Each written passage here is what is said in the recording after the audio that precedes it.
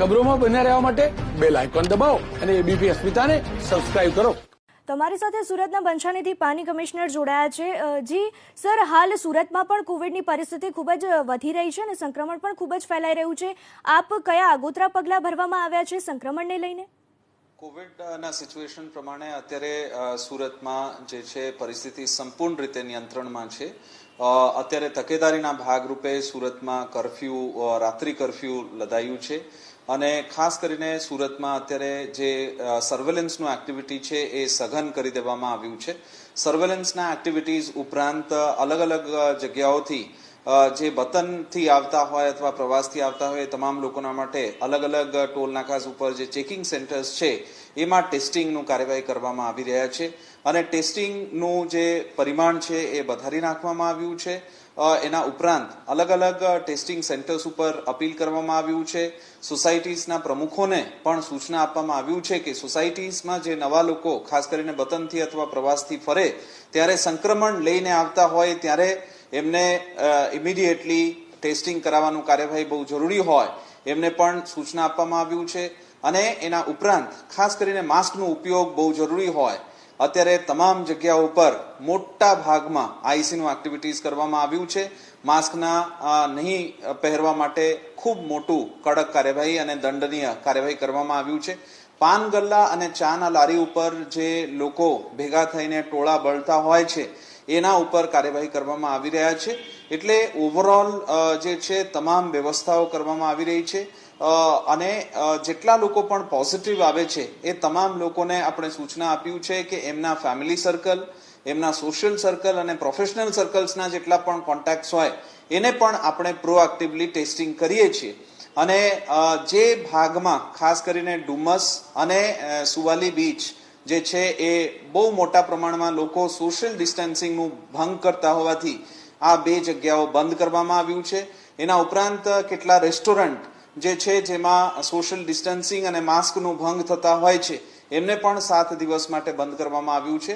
એટલે ખૂબ કડક કાર્યવાહી પણ કરવામાં આવે છે અને સાથે સાથે મોર્નિંગ વોક, સાયકલિંગ અને એમાં જે લોકો જાય છે એ લોકોને પણ સમજાવવાનું કામગીરી સુરત મહાનગરપાલિકા દ્વારા કરવામાં આવી રહ્યા છે. એટલે સંપૂર્ણ રીતે તમામ પ્રકારથી તમામ વ્યવસ્થાઓ જે છે ખૂબ સઘન રીતે કાર્યવાહી કરવામાં આવી રહ્યા છે.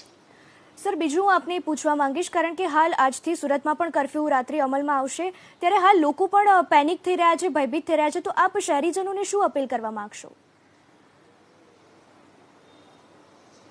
લોકોને કોઈ પણ રીતે સુરત શહેરમાં પેનિક થવાનું જરૂરિયાત નથી. આપણે પાસે તમામ વ્યવસ્થાઓ છે, કોઈ પણ રીતે પ્રશ્ન નથી અને દિવસના કર્ફ્યુ અત્યારે હાલમાં લાદવાના નથી. એટલે ખાલી રાત્રિ પૂરતું કર્ફ્યુ છે. ખાસ કરીને રાત્રિના સમયમાં કેટલા લોકો અલગ અલગ જગ્યા ઉપર જે બેસતા હતા અથવા કોઈ કામ વગર બહાર નીકળતા હતા એ લોકોના માટે ખાસ કરીને આ કર્ફ્યુ, રાત્રિના કર્ફ્યુ લદાયું છે. અને એસેન્શિયલ એક્ટિવિટીઝ, એસેન્શિયલ મુવમેન્ટ્સ એ ચાલુ રહેશે. એટલે એના માટે પણ આપણે લોકોને સમજાવીએ છીએ. લોકોને પેનિક થવાનું જરૂરિયાત નથી. લોકોને અગર એક વસ્તુ જે કરવાનું છે એ છે માસ્ક, સોશિયલ ડિસ્ટન્સ અને હેન્ડ હાઇજીન.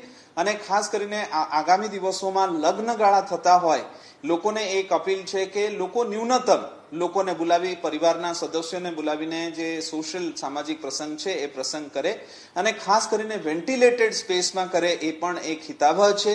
વેન્ટિલેટેડ સ્પેસ હોય એમાં સંક્રમણ ઓછા થવાનું ચાન્સીસ હોય અને ખાસ કરીને જે કોમોર્બિડ અને વૃદ્ધ લોકો હોય એ લોકોને જે છે અત્યારના સમયમાં ખૂબ કાળજી લેવાનું જરૂરિયાત છે. સર, જે પ્રમાણે હાલ કર્ફ્યુ દરમિયાન કોઈને પણ કોવિડ ટેસ્ટ કરાવવા બહાર જવું પડ્યું, તો તે માટે કોર્પોરેશન તરફથી કોઈ ખાસ વ્યવસ્થા કરવામાં આવી છે નાગરિકો માટે? રાત્રે 9 વાગ્યાથી સવારે 6 વાગ્યા સુધી અગર કોઈને કંઈ પણ મેડિકલ ઇમરજન્સી હોય એ મેડિકલ ઇમરજન્સી માટે 104 સુવિધા કોર્પોરેશનનું ઉપલબ્ધ રહેશે. એટલે કોઈ પણ નાગરિક 104માં કોલ કરીને ટેસ્ટિંગ હોય, મેડિકલ આસિસ્ટન્સ હોય, ઇમિડિયેટલી અવેલેબલ થશે. એના ઉપરાંત તમામ એમ્બ્યુલન્સ ફેસિલિટી, અન્ય તમામ ફેસિલિટીઝ ઉપલબ્ધ છે. એટલે કોઈ પણ રીતે કોઈ પણ પ્રશ્ન આવશે નહીં. સર, બીજું આપને અંતિમ એ પૂછવા માંગીશ, કારણ કે હાલ સંક્રમણની પરિસ્થિતિ દરેક રાજ્યભરમાં ફેલાયેલી છે. દિલ્હી જોઈ લો, ગુજરાત જોઈ લો, દરેક જગ્યાએ સંક્રમણ વધી રહ્યું છે. આપ એક કમિશનર છો, આપ જનતાને શું અપીલ કરવા માંગશો? આવનારી પરિસ્થિતિને કઈ રીતના ધ્યાનમાં રાખી? એક વ્યક્તિ અગર પોઝિટિવ હોય અને લક્ષણ વગરના હોય તો એમને ખબર નથી હોતા અને બીજા લોકોને પણ ખબર નથી હોતા. એટલે સૌથી અગત્યનું વાત એ છે કે લોકો માસ્ક દર વખતે ઉપયોગ કરે. કેટલાક કિસ્સામાં એવું જોવા મળ્યું છે કે લોકો વાત કરતી વખતે માસ્ક નીચે ઉતારે છે, જે યોગ્ય નથી.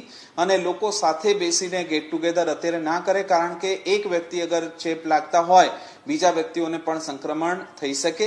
સંક્રમણનું જે અત્યારે પ્રમાણ છે એ પ્રમાણ વધારે હોવાથી કોઈ પણ જગ્યાએ સંક્રમણ ફેલાવી શકાય. એટલે લોકોને વિનંતી છે કે સંક્રમણ ના ફેલાવા માટે જે તમામ કાળજીઓ, સાવચેતીઓ અને તકેદારીઓ છે એ લોકો અચૂક રીતે પાલન કરે.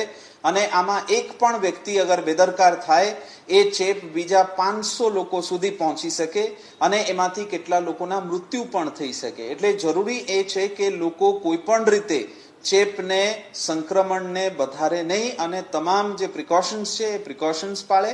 ખાસ કરીને અત્યારના સમયમાં કોમોર્બિડ અને એજેડ લોકો જે છે એ ખાસ પ્રિકોશન્સ લે, એના માટે પણ લોકોને અપીલ કરું છું.